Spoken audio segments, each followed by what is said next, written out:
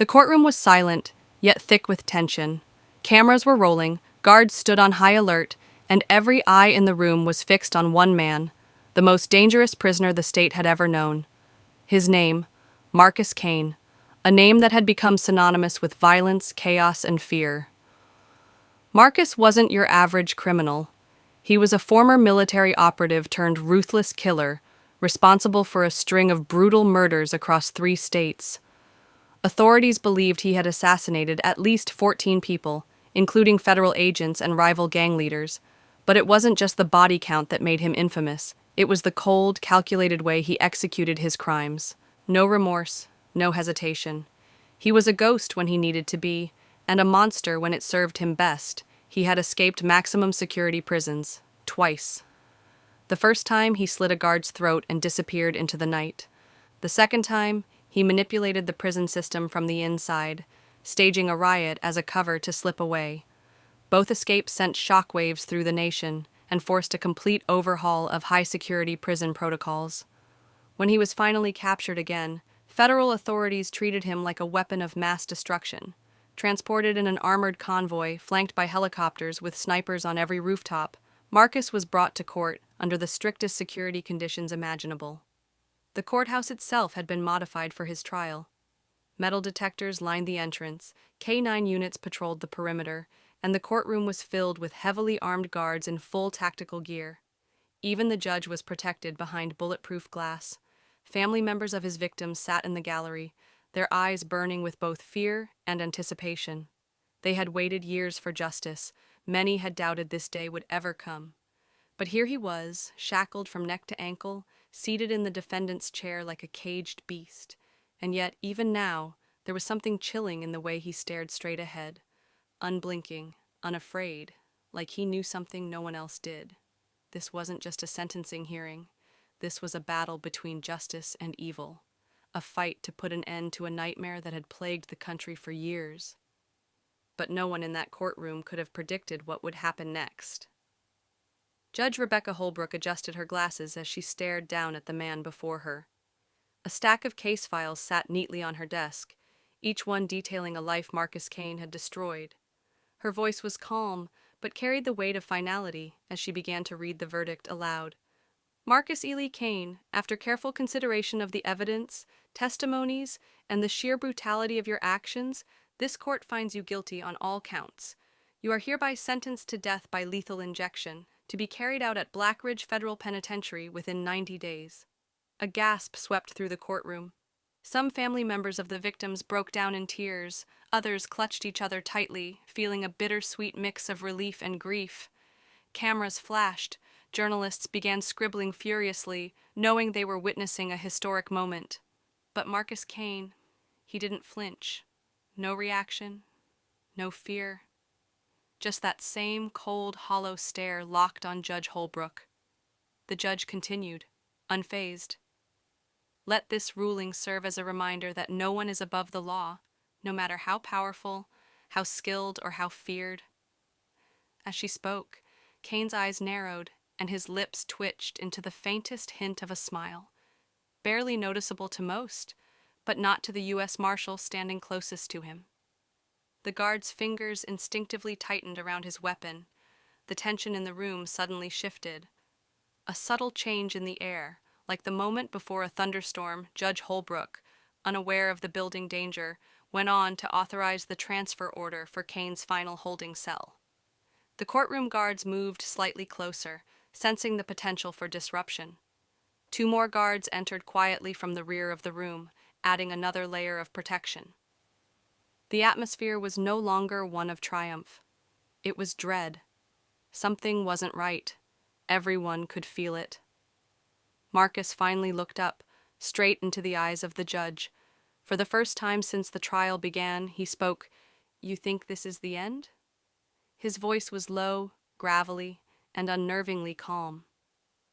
"You're making a mistake," gasps echoed again, but Judge Holbrook didn't respond. She gave a slight nod to the marshals. "Remove the prisoner." But as the guards moved to secure him, no one was ready for what would happen in the next few seconds, an explosion of violence no courtroom had ever seen. In the blink of an eye, chaos erupted. As two guards approached Marcus to remove him from the courtroom, he sprang into action with terrifying speed, far faster than anyone thought possible, especially in full restraints. But this wasn't a random outburst. It was planned, calculated, rehearsed.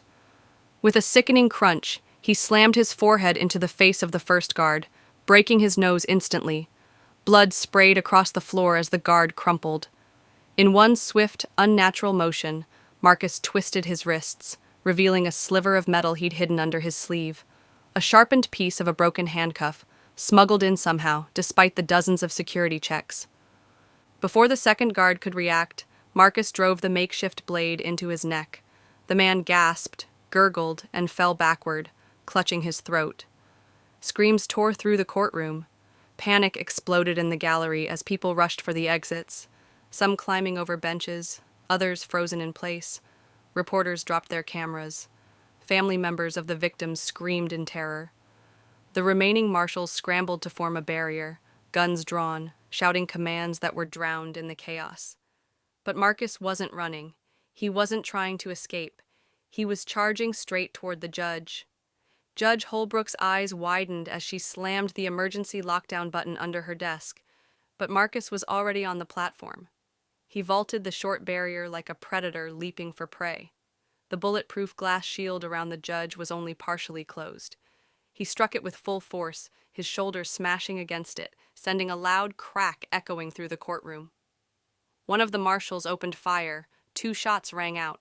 One grazed Marcus's arm, the other hit him square in the side. But he didn't stop. With blood now pouring from his wounds, Marcus jammed the blade into the narrow gap between the glass and the desk, using it like a wedge. He reached through, grabbing at the judge's robe, snarling, "You think you can kill me? I am the executioner! More shots fired! 3, 4, 5! Marcus finally dropped, crashing to the floor in a pool of blood. Silence returned, but it was no longer peaceful. Judge Holbrook sat frozen, shaking, her cheek marked by a thin red line where the blade had barely grazed her skin. Just inches from death. Everyone realized the same horrifying truth. Marcus Kane didn't care about escaping. He came there to die, but only after taking the judge with him. The courtroom, once a fortress of justice, now resembled a war zone. Blood stained the polished floors. Shattered glass glittered under the harsh ceiling lights. The cries of terrified witnesses mixed with the frantic orders of law enforcement officers swarming the scene. Judge Holbrook was immediately pulled back by her security team, her face pale, her breathing shallow.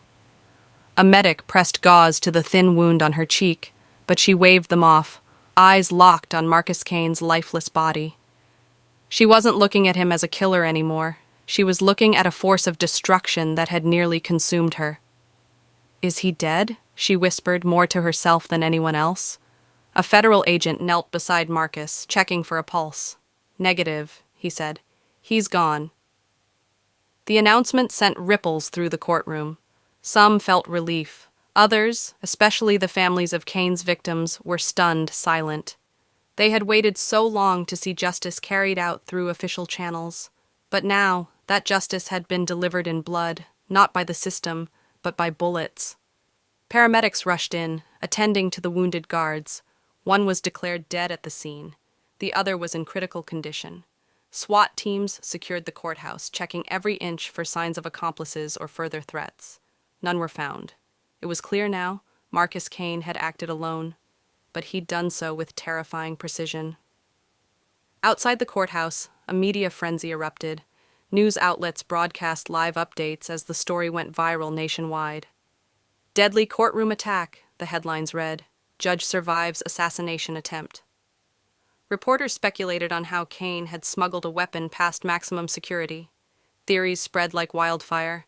Inside help, a failure in protocol, a lapse in surveillance. The Justice Department issued an emergency statement condemning the attack and promising a full investigation. Judge Holbrook, though injured, addressed the public just hours later from a secure location. Her voice trembled, but her message was clear. "Evil came for me today, but it did not win, and it never will." Still, beneath the brave front, everyone knew the truth. Something fundamental had been shaken. The justice system had faced a challenge it wasn't prepared for. And though Kane was dead, the fear he created wasn't gone. It had only evolved. The attack in that courtroom didn't just end with Marcus Kane's death. It sparked a nationwide reckoning. Across the country, legal experts, law enforcement agencies, and government officials began asking the same hard questions. How could a prisoner labeled maximum threat level breach the tightest courtroom security? How did he smuggle in a weapon? And more disturbingly, had this all been part of his plan from the very beginning? Within 48 hours, federal investigations were launched into security protocols at both the detention center where Kane was held and the courthouse itself. Early reports revealed a chilling oversight. Kane had spent weeks manipulating a rookie guard, exploiting sympathy, playing the long game. It was likely that guard had unintentionally helped smuggle in the blade fragment, hidden in legal documents, perhaps even in food packaging. Nothing had been confirmed, but suspicions were enough to send shockwaves through the system. For judges presiding over high-risk cases, the message was clear. You're no longer just arbiters of justice, you're targets. Security procedures were immediately reviewed across all states. Courtrooms began installing fully enclosed bulletproof booths for judges. New policies required full-body scans for even the most routine prisoner transfers. And guards, especially rookies, were retrained on manipulation tactics used by high-level inmates like Marcus Kane. But the impact wasn't just procedural. Public opinion shifted too. Many began questioning whether traditional courtroom procedures were sufficient for dealing with such dangerous individuals.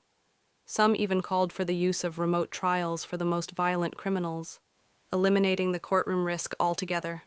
Meanwhile, Judge Rebecca Holbrook became a reluctant symbol of survival. Though she resumed duties weeks later, her demeanor had changed. The fierce confidence she once displayed had given way to quiet resolve. Scarred, but standing. In interviews, she spoke about the psychological toll, the nightmares, the guilt of the guard who died, the split-second realization that she was moments away from being killed. This wasn't just a breakdown in security, she said during a televised statement. This was a wake-up call. And she was right. The attack proved that evil isn't just confined behind bars. Sometimes it walks into the courtroom, smiles at the judge, and waits for the perfect moment to strike. Marcus Kane may have died that day, but he left behind a haunting legacy, one that forever changed how justice would be delivered in America.